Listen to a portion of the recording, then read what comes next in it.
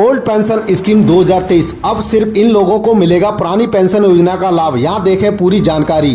पुरानी पेंशन को लेकर अनेक प्रकार की चर्चाएं मीडिया पर चल रही हैं, क्योंकि पुरानी पेंशन को बहाल करने की मांग कर्मचारियों के द्वारा की जा रही है और इसके लिए आंदोलन की तैयारी भी कर्मचारी संगठनों के द्वारा की जा रही है। आंदोलन को लेकर हमारे भारत देश के अलग अलग राज्यों के अंतर्गत आंदोलन की रणनीति तैयार की जा रही है।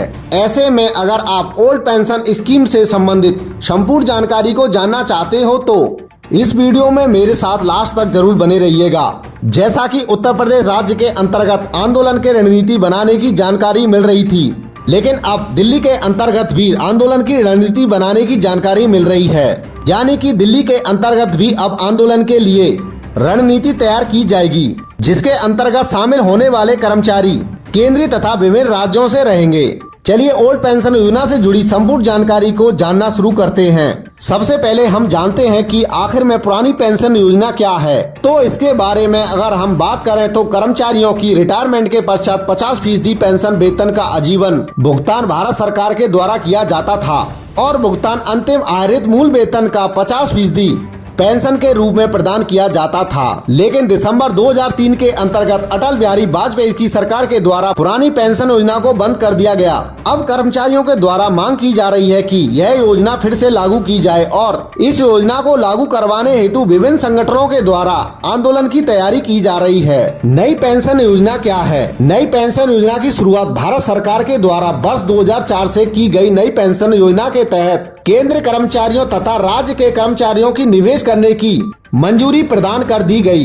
एनपीएस के अंतर्गत जब भी कोई कर्मचारी रिटायरमेंट होता है तो उसके पश्चात उसे एक मुफ्त पेंशन राशि का हिस्सा निकालने की छूट भी प्रदान की गई।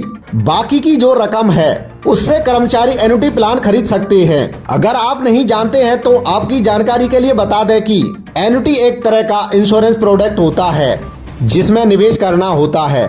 जितने भी रिटायरमेंट कर्मचारी रहते हैं उन्हें मृत्यु से पहले नियमित आमदनी प्रदान की जाती है और मृत्यु हो जाने पर नॉमिनी को सारा पैसा प्रदान कर दिया जाता है। चलिए हम जानते हैं कि आखिर में पुरानी पेंशन को लेकर सरकार को क्या समस्या है, जिसके चलते सरकार के द्वारा पुरानी पेंशन को लागू नहीं किया जा रहा है तथा क्यों सरकार के द्वारा 2003 के अंतर्गत पुरानी पेंशन को बंद कर दिया गया। तो अगर हम पुरानी पेंशन की मुख्य समस्या को जाने तो पेंशन भोगी कर्मचारियों को पेंशन की देनदारी में सरकार अनफेडेड रही।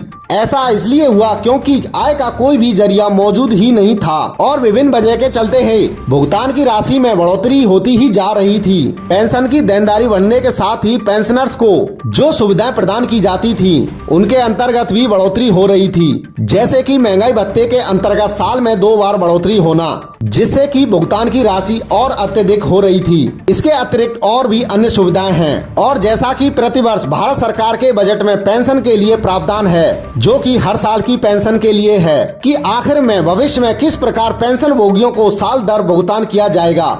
लेकिन इसे लेकर कोई भी स्पष्ट योजना सरकार के पास नहीं थी। पुरानी पेंशन योजना को लेकर लगातार मीडिया पर नई नई जानकारी जारी की जा रही है। अगर पुरानी पेंशन योजना को लेकर कोई विशेष जानकारी जो सभी के लिए आवश्यक है वह निकल कर आती है तो उसे लेकर हम अपने चैनल पर आएंगे। दोस्तों, पेंशन पर आया यह नया अपडेट आपकी समझ में आया नहीं, हमें कमेंट बॉक्स में कमेंट करके जरूर बताना।